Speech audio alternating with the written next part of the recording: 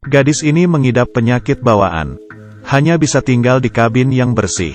Belum keluar selama lebih dari 10 tahun. Bahkan melihat pemandangan disiapkan oleh ayahnya. Setelah pengambilan gambar, gunakan kacamata VR untuk menonton. Dan sebenarnya ada banyak anak seperti itu. Tiba-tiba rumah itu bergetar hebat. Itu pasti gempa bumi dan listrik langsung padam. Untungnya, ruang bersih memiliki mode baterai. Ayah baru pulang dan tidak bisa istirahat. Dia keluar dan melihat pemandangan yang aneh. Dan semua yang ada di depannya membuatnya takut. Orang-orang diserang oleh kabut tebal yang tidak diketahui. Ayah masih tidak tahu apa yang sedang terjadi. Jalanan penuh dengan orang yang melarikan diri darinya. Kabut tebal yang aneh menyebar dengan kecepatan yang mengkhawatirkan. Ayah bergegas pulang, siap membawa istrinya dan lari ke sana. Anak perempuan hanya bisa tinggal di kamar bersih sementara. Kabut tebal terus naik, tetangga itu juga membukakan pintu untuknya. Gunakan walkie-talkie untuk memastikan keamanannya. Jalan di luar jendela telah kebanjiran. Ada helikopter terbang di atas. Ibu melihat baterai kamar bersih dan menghubunginya. Bisa bertahan 10 jam. Ayah dengan hati-hati menaiki tangga di sepanjang pipa. Seluruh kota sudah dalam masalah. Dia kembali ke tangga, menyentuh dengan tangan tapi tidak berasa. Kulit tidak terkorosi. Dia ingin pergi ke rumah tetangga di lantai bawah untuk mencari masker oksigen. Jadi ia bisa kembali dan mengganti baterai untuk putri saya. Ayah menarik napas dalam-dalam di sepanjang saluran pembuangan. Turun perlahan. Masuk. Orang tua itu telah menghirup kabut tebal dan meninggal. Ayah mulai mencari masker oksigennya. Tepat ketika dia hampir tidak bisa menahannya, dia berhasil menemukannya. Ia segera memasukkannya ke dalam tasnya agar mudah dibawa. Ia mengganti baterai untuk putrinya dan membawa makanan. Lalu pergi keluar untuk memeriksanya. Berjalan sendirian di tengah kabut tebal. Semua orang di tanah meninggal karena menghirup kabut tebal. Untuk kamar bersih putri mereka, dia membongkar aki mobil dan menyimpannya sebagai cadangan. Jalan kembali. Dia bertemu dengan kerumunan yang dievakuasi di bawah komando. Beri dia masker oksigen profesional. Kata orang yang bertanggung jawab di sana. Mereka tidak tahu mengapa bisa seperti ini. Mereka hanya bertanggung jawab untuk evakuasi. Tapi ayah tidak bisa pergi sendiri. Dia meminta masker oksigen lagi. Matahari terbenam dan kabut tebal masih belum hilang. Dia keluar dari tangga. Tandai waktu menurut ketinggian kabut tebal. Dia memberitahu istrinya. Tidak akan lama lagi dengan kecepatan kabut tebal yang meningkat. Mereka akan tenggelam di sini. Ibu memperbaiki radio orang tua itu. Tapi hanya mengatakan agar orang-orang bersembunyi di rumah. Cobalah untuk menjadi setinggi mungkin. Jangan keluar dan berlarian. Mereka harus segera pergi. Pasangan itu berdiskusi. Bawa anak perempuannya ke penderita lain. Dia bersembunyi di rumah untuk anak-anak dengan penyakit ini. Pasalnya, medan di sana relatif tinggi. Untuk menyelamatkannya, orang tuanya memutuskan untuk pergi ke laboratorium untuk mendapatkan pakaian pelindung. Mereka bertemu anjing nakal di jalan. Keduanya kabur. Tetapi sang istri tiba-tiba berhenti ketika dia berlari. Ayah tidak pernah melihat ke belakang. Akibatnya, jatuh ke sungai. Ibu hanya bisa berlindung sementara jika dia tidak peduli untuk menyelamatkan orang lain. Tapi suara pintu mobil kembali menarik perhatian. Tapi untungnya di dalam bus, anjing itu diikat dengan seutas tali. Dia mengambil kesempatan ini untuk memecahkan jendela mobil dan melarikan diri. Tapi saat kembali ke sungai, suaminya tidak bergerak sama sekali. Jalan itu penuh dengan mayat karena kabut tebal. Sebenarnya sang suami tidak tenggelam. Dia mencoba yang terbaik untuk naik ke darat. Pertama kali menemukan mayat. Buka bajunya, kemudian dia melihat orang di ambulans. Dia tahu tidak ada harapan.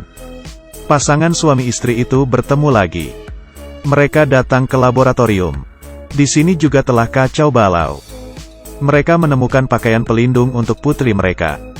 Tetapi ketika mereka ingin membuka pintu dan keluar, hantaman api yang kuat menjatuhkan keduanya. Sang istri segera mendapatkan alat pemadam kebakaran. Tapi tabung oksigen suaminya terbakar. Keduanya hanya dapat memberikan satu masker oksigen untuk sementara. Orang lain perlu menahan napas. Mereka akan pergi ke tempat yang tinggi untuk berlindung. Akhirnya mereka sampai di puncak. Belum tertutup kabut tebal. Tapi luka suaminya sangat serius. Sang istri segera mendapatkan peralatan medis. Beri dia balutan sederhana. Tetapi ketika sang istri memakai masker oksigen dan bersiap untuk pergi, suami memberitahunya, oksigen tidak cukup untuk mendukung mereka berdua kembali ke rumah. Untuk menyelamatkan putrinya, saya hanya bisa membiarkan istri pergi dulu. Jika tidak, dia akan mati. Meskipun istrinya tidak tahan, tapi dia tidak punya pilihan selain mempercepat larinya. Tapi saat ia di bawah, oksigen telah habis. Dia hanya bisa menahan nafas dan naik ke atas dengan kotak itu. Akhirnya mencapai ketinggian yang aman pada menit terakhir. Tapi perjalanan ini benar-benar berisiko. Mereka tidak menyadarinya. Pakaian pelindung telah terbakar habis. Saat ini, ayah terus-menerus melompati gedung. Berjalan dengan hati-hati melintasi atap. Ikuti tali ke atas menuju tempat parkir. Sepertinya ada pembunuhan terjadi, tapi ada masker oksigen dan semua kebutuhan sehari-hari. Tepat ketika dia meletakkan masker oksigen di punggungnya dan akan pergi, seorang polisi kembali. Ibu menemukan bahwa baterai kamar bersih putrinya hampir habis. Dia menarik napas dalam beberapa kali dan bergegas ke kabut beracun. Siap untuk kembali dan mengganti baterai untuk putrinya. Baterai terakhir habis, lampunya padam. Kabin bebas debu tidak dapat menyaring udara dan kabut beracun mulai menyerbu. Ibu tercekik dan tidak bisa bicara. Dia ingin segera mengganti baterainya. Putrinya bertanya mengapa dia tidak memakai masker oksigen. Ibu tidak bisa bertahan lagi. Dan ini adalah sisi terakhir mereka. Polisi akan menembak ayahnya. Tanpa ragu-ragu, dia bergegas dengan topengnya. Keduanya jatuh ke kabut beracun dan menabrak mobil dengan keras. Ayah tidak perlu melakukan apapun. Polisi meninggal karena menghirup terlalu banyak racun. Tidak lama kemudian, ketika ayah bergegas pulang dan mempelajari segalanya, dia segera pergi mencari istrinya. Istri sudah terbaring di tangga tak sadarkan diri. Putrinya terus-menerus bertanya, kesedihan besar menyelimutinya. Ayah hanya bisa memberitahunya bahwa ibunya telah meninggal. Putrinya kesakitan dan menyalahkan diri sendiri. Ayah mulai merencanakan jalan keluar. Tiba-tiba gempa kembali datang. Dia datang ke jendela untuk mengamati. Penyebaran kabut beracun semakin cepat. Harus segera pergi dari sini. Dia harus menemukan ambulans itu. Karena ada pakaian pelindung untuk putrinya. Dia dan putrinya telah berulang kali berjanji bahwa mereka akan kembali. Tidak lama setelah dia pergi, pasangan tua itu meninggal karena menghirup kabut beracun. Ayah segera menemukan ambulans. Tahan rasa sakit luka. Buka pintu mobil dan temukan pakaian pelindung. Dia juga melihat sepeda motor di jalan. Jadi dia mengendarainya agar lebih cepat. Tapi ia tidak menyangka seorang anak kecil tiba-tiba keluar dari kabut beracun. Ayah jatuh ke tanah, mengetuk kepalanya. Putrinya terus memanggil ayahnya. Saat ini seseorang masuk ke dalam rumah. Dan ayah bangun dan terburu-buru pulang dengan susah payah. Tapi dia terluka parah sehingga dia tidak bisa berjalan lagi. Menit terakhir, dua anak keluar dari kabut beracun dan melihat-lihat. Ternyata itu adalah putrinya dan temannya. Ternyata kabut beracun ini tidak ada efek untuk putrinya yang sakit. Ayah melepas topengnya dan menahan napas. Dengan penuh semangat memeluk putrinya. Ini adalah pertama kalinya dia memeluknya dalam lebih dari 10 tahun. Kabut beracun masih belum hilang. Tapi kali ini ia mengubah ayahnya untuk tinggal di kamar bersih. Putrinya bertanggung jawab untuk melindunginya.